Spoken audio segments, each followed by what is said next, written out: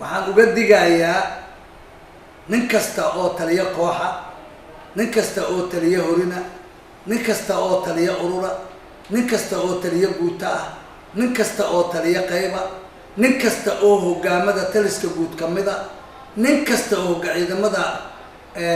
madaxa bannaan ee xoogga dalka Soomaaliyeed kamida,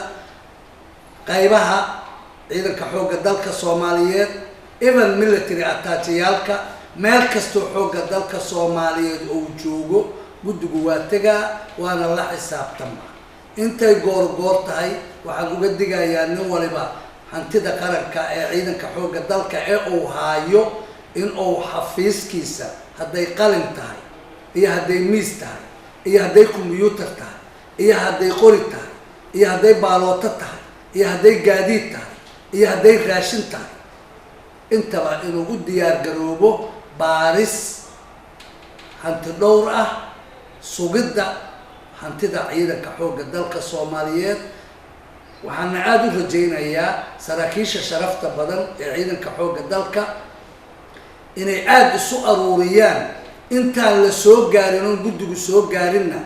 ay iska saxaan nin walba mas'uuliyadda oo ciidanka uu haayo iyo mas'uuliyadiisa.